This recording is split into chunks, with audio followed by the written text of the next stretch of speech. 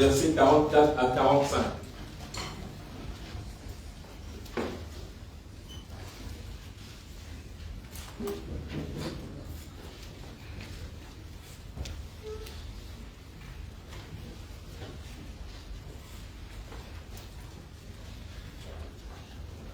Jean 6, 44 à 45.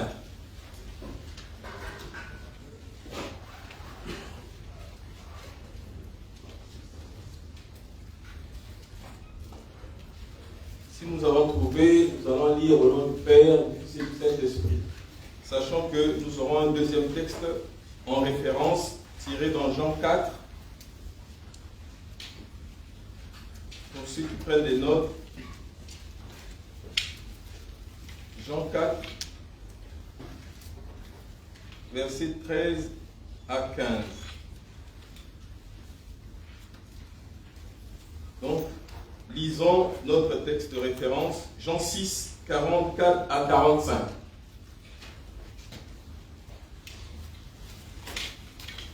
Lisons au nom du Père, du Fils et du Saint-Esprit. Personne ne peut venir à moi si le Père qui m'a envoyé ne l'attire. Et moi, je le ressusciterai au dernier jour. Dans les écrits des prophètes, vous pouvez lire cette parole. Dieu les instruira tous. Tout homme qui écoute la voix du Père et qui se laisse instruire par lui vient à moi. Je reprends, chère maman, cher papa, pour une meilleure compréhension. Personne ne peut venir à moi si le Père qui m'a envoyé ne l'attire. Et moi, je le ressusciterai au dernier jour. Dans les écrits des prophètes, vous pouvez lire cette parole. Dieu les instruira tous. Tout homme qui écoute la voix du Père et qui se laisse instruire par lui vient à moi. Au nom du Père, du Fils et du Saint-Esprit. Amen. Prions. Au nom du Père, du Fils et du Saint-Esprit. Seigneur Dieu, Papa Simon du bon Amen. Nous arrivons au moment où nous méditons ta parole. Moi, Papa Simon du bon, ton humble serviteur qui veut dire cette parole, je ne suis pas digne de la dire, mais je souhaite simplement que tu m'habites afin que je vais enseigner vienne de toi. Dispose les oreilles de mes frères et mes sœurs afin que cette parole soit ancrée en eux et qu'ils la méditent jour et nuit au nom du Père, du Fils et du Saint-Esprit. Amen.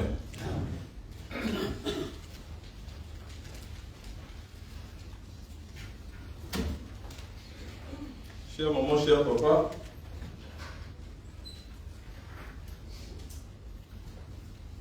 comme nous l'avons énoncé dès le début de notre programme, nous avons lu 3 textes pour les retardataires. Nous avons commencé notre programme où nos lectures, donc Psaume 42, 1 à 4, nous avons poursuivi dans Exode 21 à 17 et enfin, nous avons clos nos lectures dans le dernier texte que nous venons de découvrir, Jean 6, 44 à 45.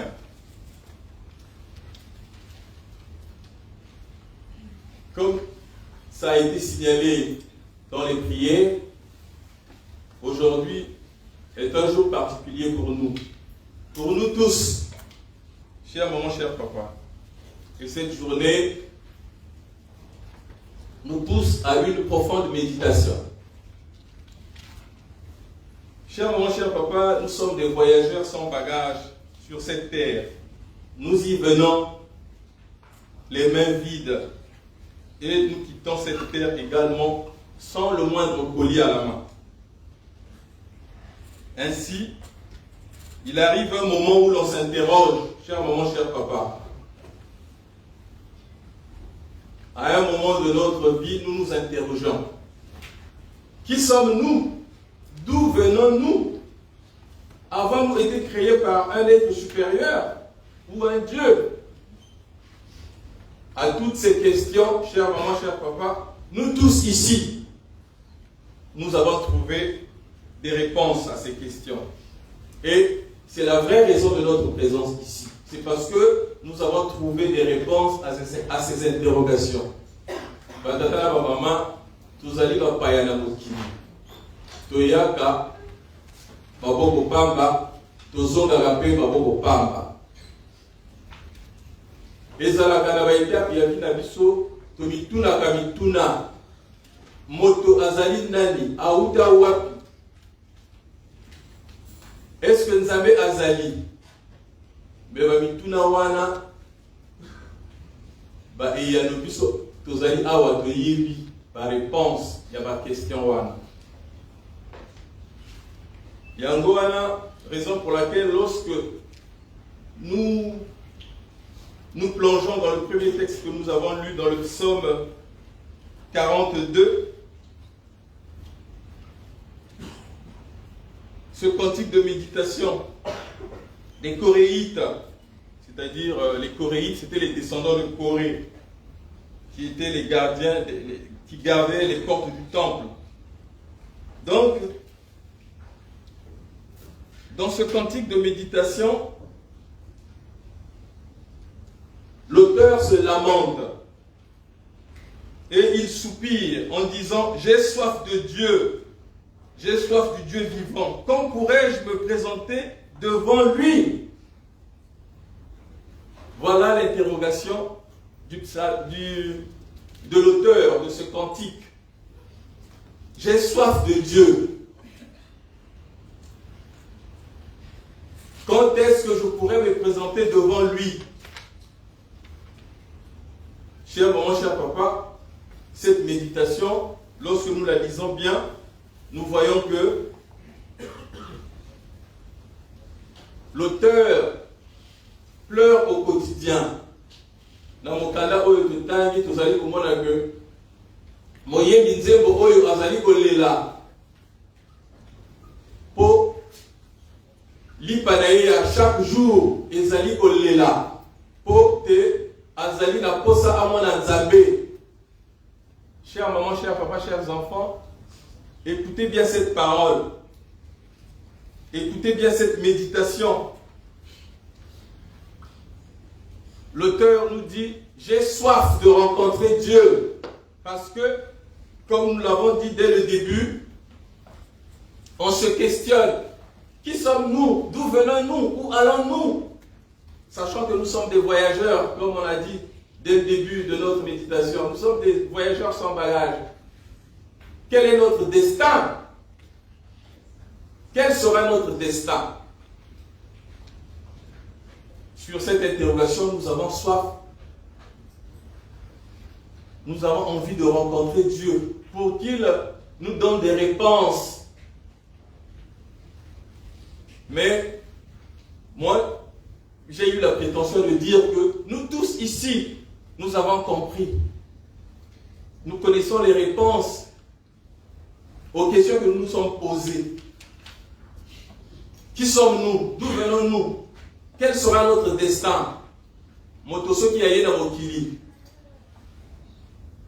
Ayaka kosala nini na mokili. Mais nous savons tous que certains d'entre nous n'ont pas encore saisi ou n'ont pas encore les réponses à cette question. Raison pour laquelle nous voyons des gens qui souffrent le chaud et le froid. Un pas devant, un pas en arrière. Ils tournent à gauche, parfois ils tournent à droite.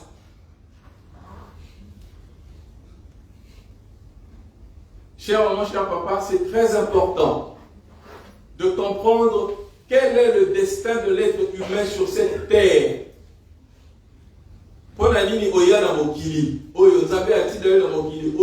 Pourquoi? D'aucuns disent même, est-ce que Dieu existe?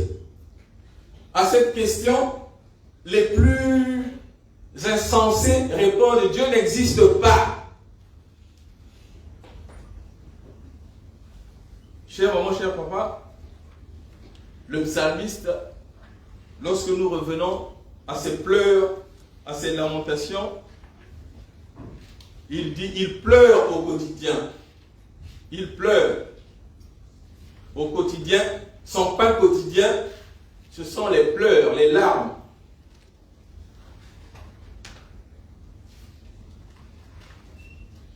Les souffrances de ceux qui ont les réponses à la question que nous nous sommes posée. Qui sommes-nous? Où allons-nous? Quel sera notre destin?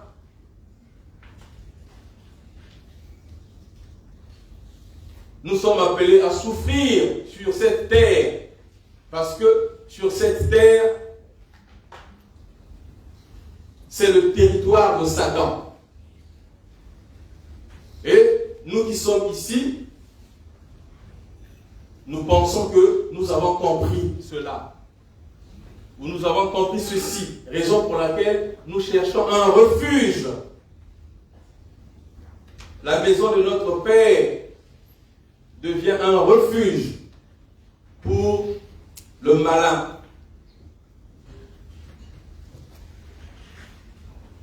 Donc, chère maman, cher papa, malgré les épreuves, nous devons tenir bon. Parce que nous connaissons notre destinée. Il y a quelque chose qui nous attend au bout. Nous ne sommes pas des voyageurs sans destination.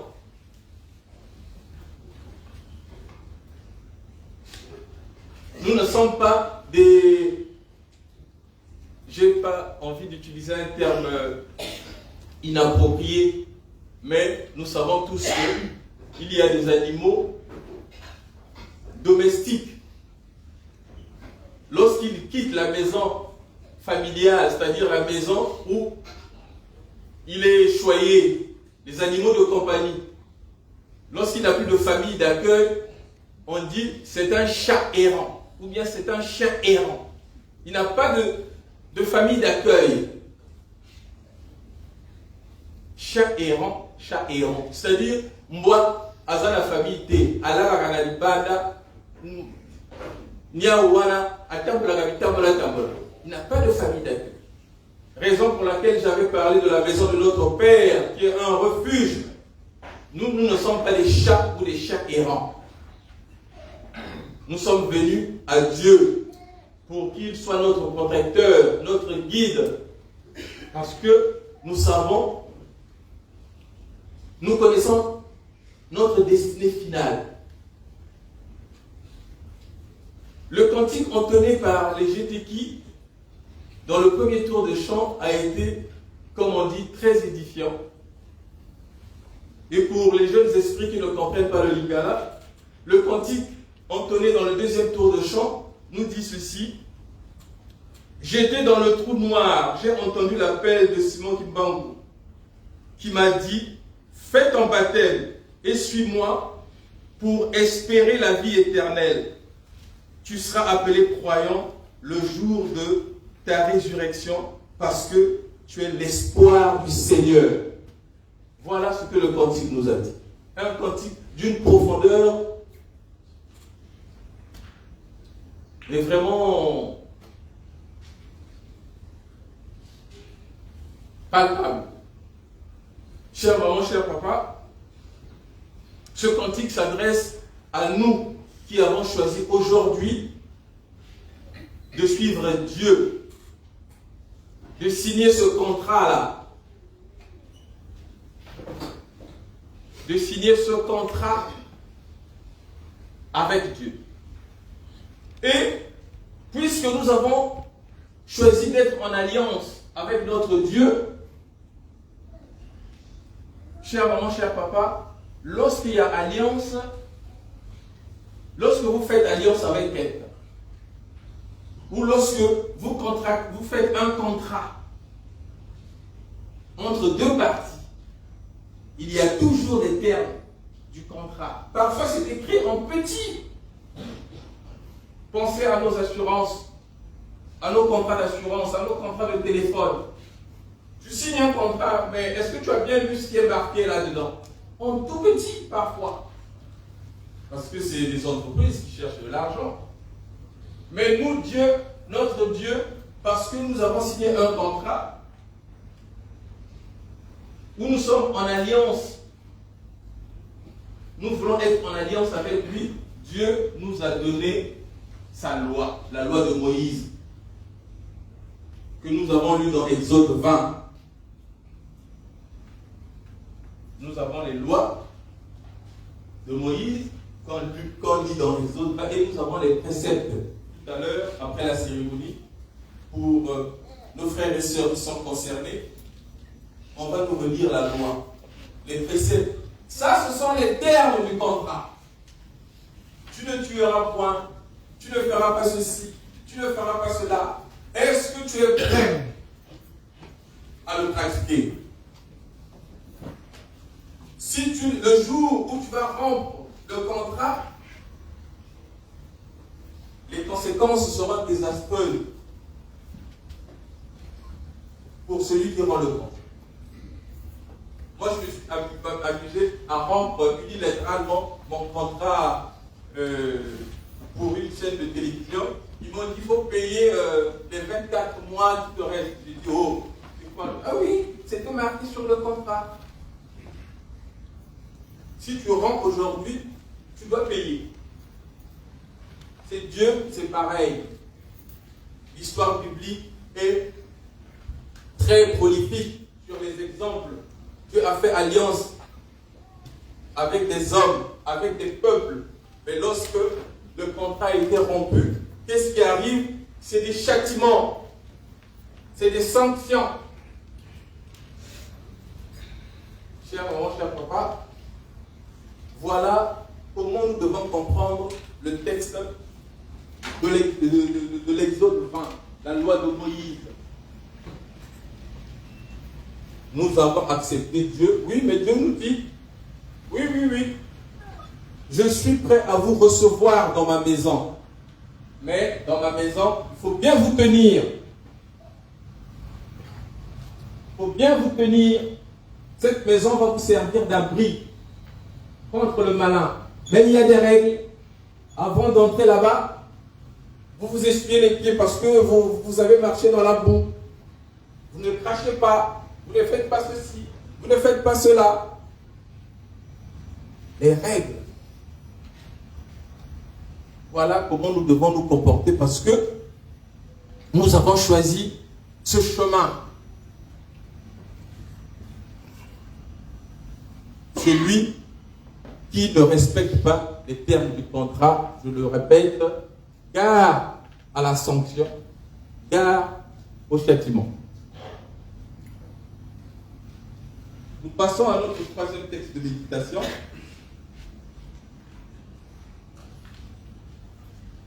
Que nous avons lu dans Jean 6.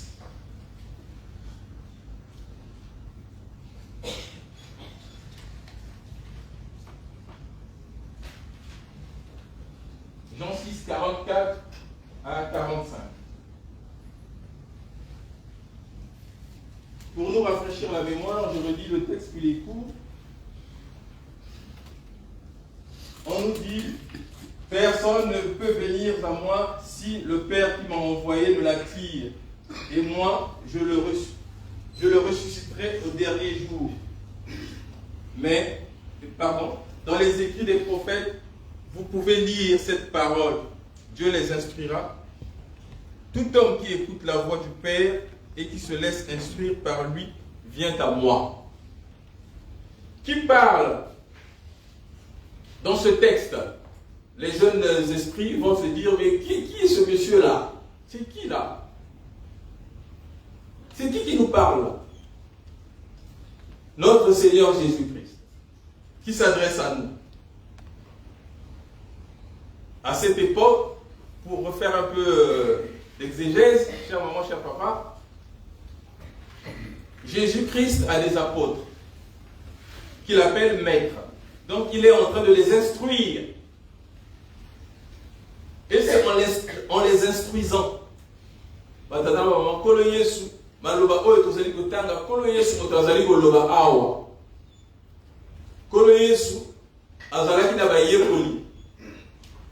Azali côté ya bango. Azali côté ya bango pote. Bazangi moi sagesse. Azali côté ya bango na cessé. Il veut faire comprendre, notre Seigneur Jésus-Christ nous fait comprendre ici que nul ne peut venir à Dieu si ne passe pas par notre Seigneur Jésus-Christ. Le texte est très simple et il est clair.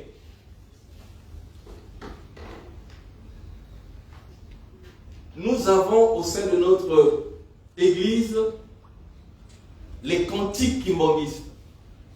Donc, au travers des cantiques kimbongistes, nous comprenons que il y a des cantiques qui expliquent comment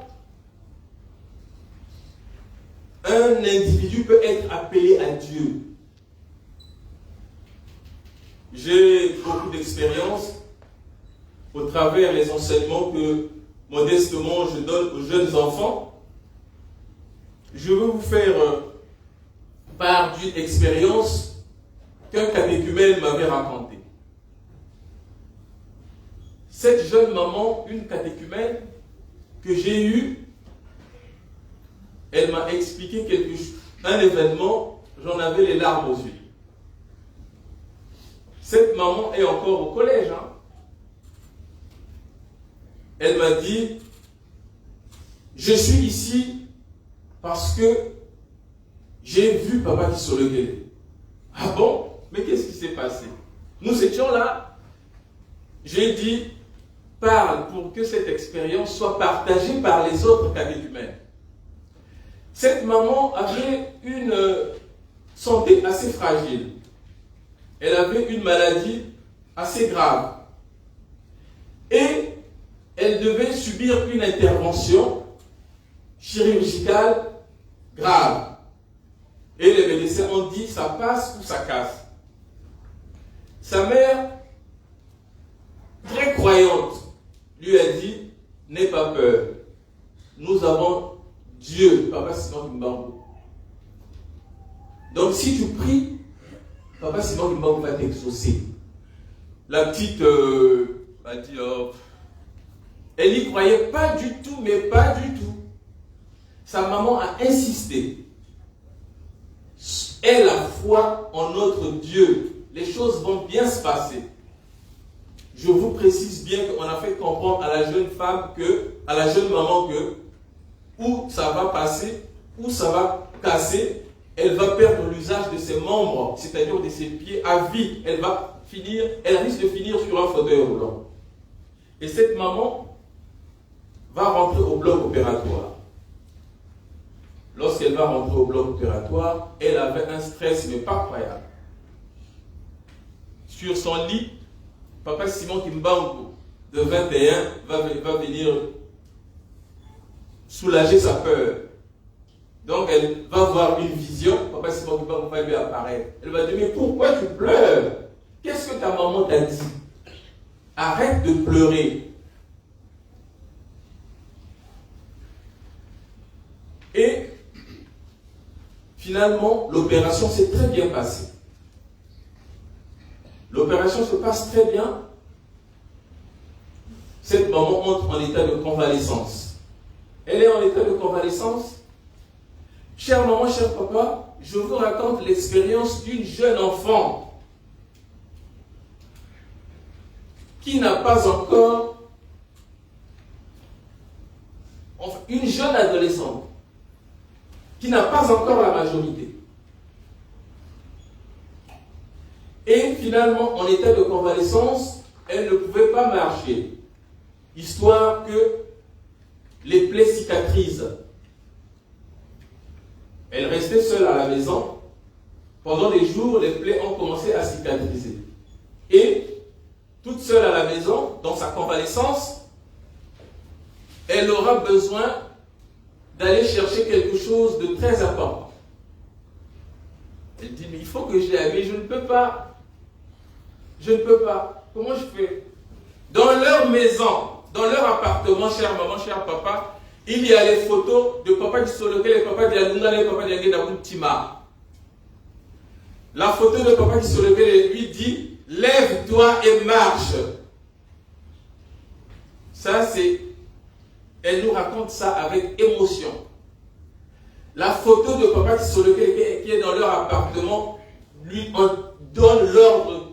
Ce n'est pas une vision. Elle est assise, la photo lui dit, lève-toi et marche. Va chercher Elle n'en croit pas ses yeux. Et cette jeune maman, papa qui se levait lui donne l'ordre de se lever pour qu'elle aille chercher ce dont elle avait besoin. Cette maman s'est levée finalement. Elle est allée chercher ce dont elle avait besoin. Tout de suite, elle a pris le téléphone, elle a appelé sa mère qui était au travail. Maman, j'ai marché. Chère maman, cher papa, depuis que j'encadre les enfants, cette expérience m'avait bouleversé. J'ai dit, oui, Papa Simon Kimba-Okiangani, c'est le Dieu vivant. Papa Simon Kimba-Okiangani, c'est le Dieu vivant, qui exauce les prières de ceux qui ont la foi, qui exauce les prières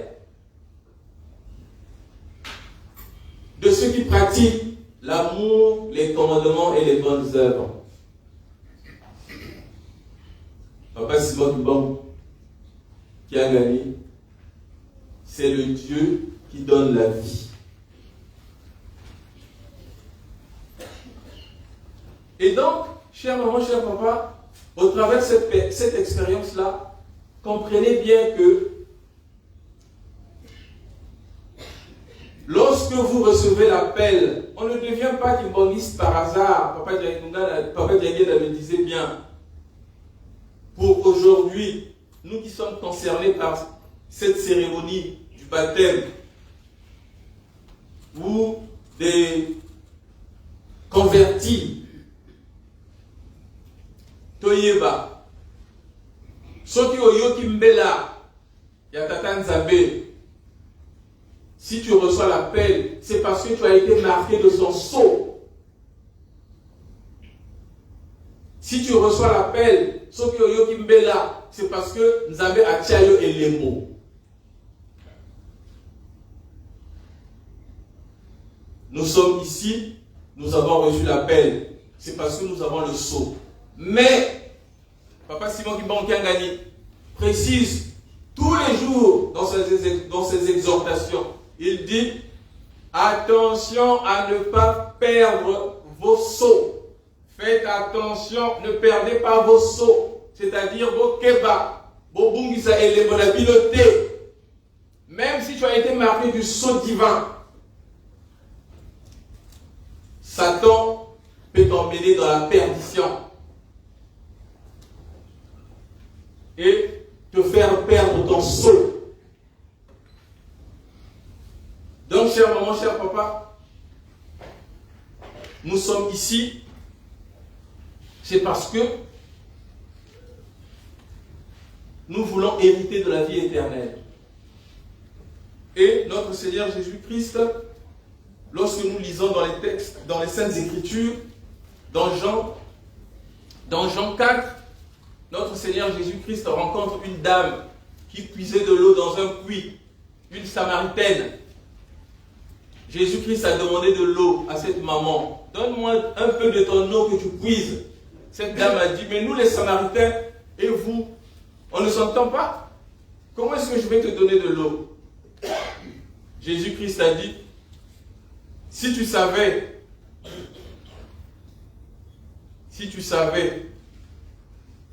je vais vous faire découvrir cette partie avant de terminer notre méditation.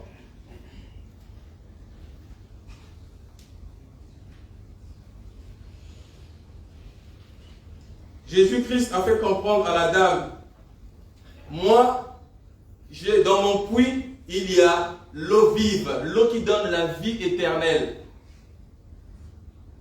Mais dans le puits là, si tu bois l'eau du puits, aujourd'hui, tu n'auras plus soif. Mais demain, tu vas avoir soif, revenir dans ce puits pour reboire de l'eau. Mais Jésus-Christ nous parle de sa parole, qui est une eau vive. Papa Simon Kimba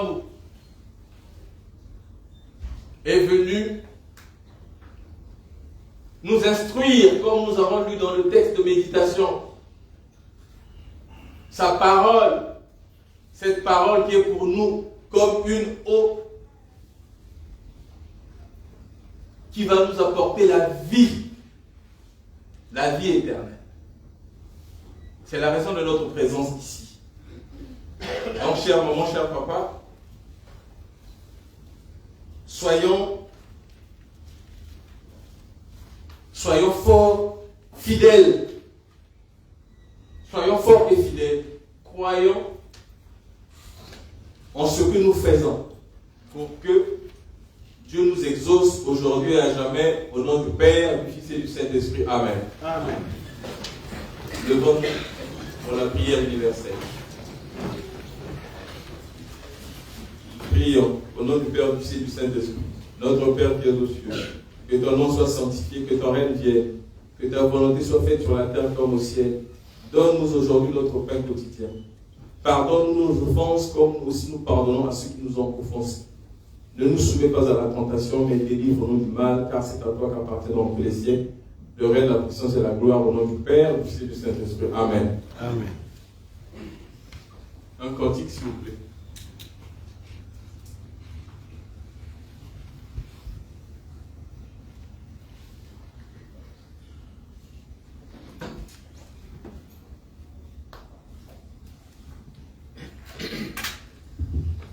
Jésus, purifie-moi de mes péchés. Purifie-moi, Jésus. 1, 2.